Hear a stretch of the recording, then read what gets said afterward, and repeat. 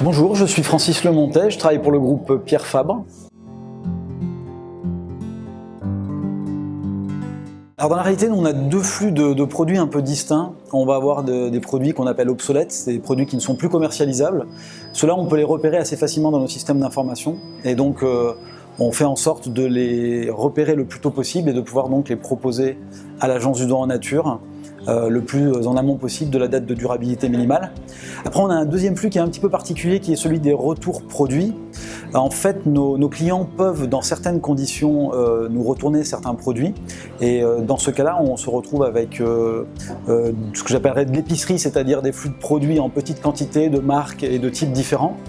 Et là, sur ce flux-là, on a travaillé avec l'Agence du droit en nature pour trouver une solution qui est en fait de regrouper, de trier ces produits et de les regrouper par grande typologie. C'est-à-dire qu'en fait, on va par exemple regrouper tous les produits capillaires ensemble, tous les produits d'hygiène bucco-dentaire ensemble et constituer des palettes homogènes qui vont être beaucoup plus facilement traitables par ADN et les produits pourront donc trouver preneur ensuite.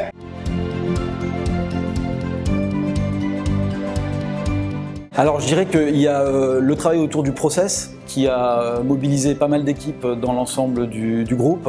On a dû travailler avec la supply chain évidemment, mais aussi les fonctions marketing, gestion de stock, prévision de vente, fiscalité, contrôle de gestion, etc. C'est vraiment un travail là qui est venu impacter pas mal d'acteurs dans l'entreprise. Après, en routine, maintenant que le process a été établi, on travaille essentiellement avec les équipes des centres de logistique, de nos centres de distribution. Et là, en fait, on produit tous les mois un listing de produits qui peuvent être donnés.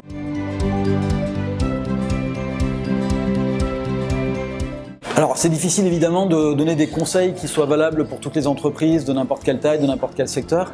Je dirais néanmoins qu'il y a quand même quelques incontournables à traiter.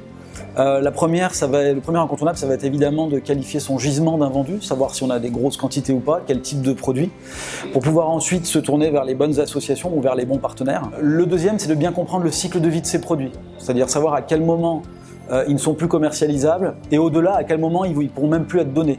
Si on prend par exemple des produits qui ont une date de durabilité minimale dans la cosmétique ou dans l'alimentaire, etc. Donc ça, c'est vraiment important. Dernier incontournable, c'est vraiment d'avoir une vision du process la plus large possible qui implique toutes les fonctions de l'entreprise pour éviter de se retrouver avec des problématiques qu'on n'avait pas vues venir.